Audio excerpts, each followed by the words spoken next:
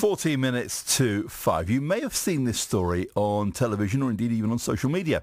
In southwestern China, a herd of wild elephants have been captured on camera taking a breather from a 500-kilometre walk.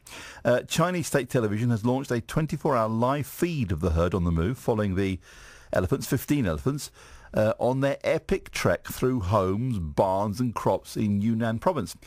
We can talk to Kerry Allen, who's the BBC's China media analyst. Kerry, welcome to the programme. Hello. Kerry, welcome. Good to have you with us. Look, these elephants, I mean, they've got people around the world talking.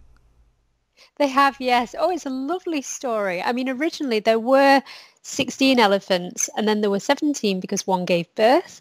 There are now 15 because two of them took off. They actually went to they broke into someone's house and got a bit tipsy and managed to stray from the rest.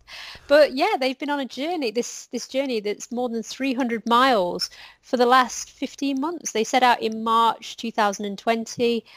From an area in the southwest of Yunnan called Xishuangbanna, and they've travelled. I mean, they've been getting attention recently because they got very close to a city called Kunming, which has millions of people living there. So there was some concern from the authorities that, yeah, with life back to normal for people in China now, no longer having coronavirus restrictions, that yeah, you've suddenly got 15 elephants storming into your city. With everything we've all had to face in the last 16, 17, however long it's been, the fact that a couple of elephants can go into a house and get tipsy is just wonderful.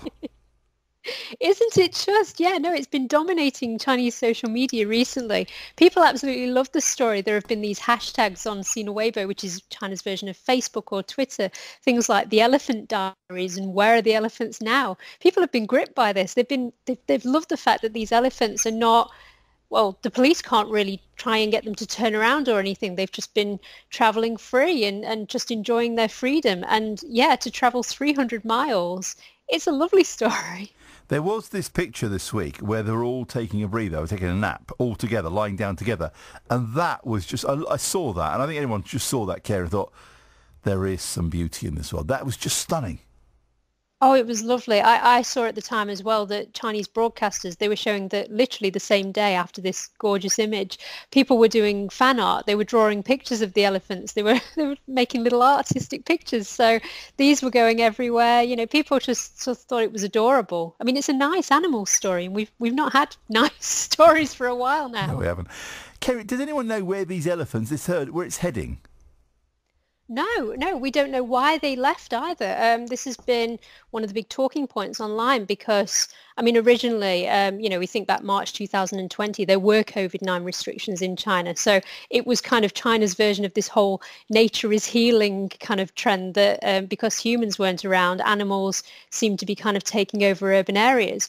But the fact that they're still travelling now, 15 months on, there have been other questions about whether it might have been that they can't find food, that they're setting off looking for better habitat. But yeah, they seem to keep going and just seem to be having a good time. So we don't know where they're going to end up. I mean, the authorities have been setting up drones and there have been police monitoring them 24 hours to try and keep them away from major areas where people are. But yeah, they keep going, they keep travelling, they seem happy enough. Who knows? They have been causing a bit of damage because inevitably when you've got a herd of elephants traipsing through, well, frankly, wherever they want to, that you can't really stop them. But the bill is estimated at more than $1 million. It is, yes, because I mean, Yunnan itself it's very all year round. It's about between 20 and 30 degrees Celsius, so it's quite warm. It's almost like a British summer. So you've got a lot of crops that are growing there, like all year round. So you've got tea plantations. You've got a lot of agricultural trade there. So yeah, crops have been damaged. Also, it's a kind of place where you've got lots of like countryside houses out in the middle of nowhere. So it's a very rural, beautiful area. If for that reason it's not easy to control, like, you know, to bring in the police suddenly and to bring in the authorities and set up roadblocks. I mean, there have been attempts at this, but yeah, 15 elephants is a lot for somebody in this kind of area to handle. But yeah, particularly the agricultural industry has suffered as a result of this. Kerry, thank you for joining us and the update. Kerry Allen, the BBC's China media analyst.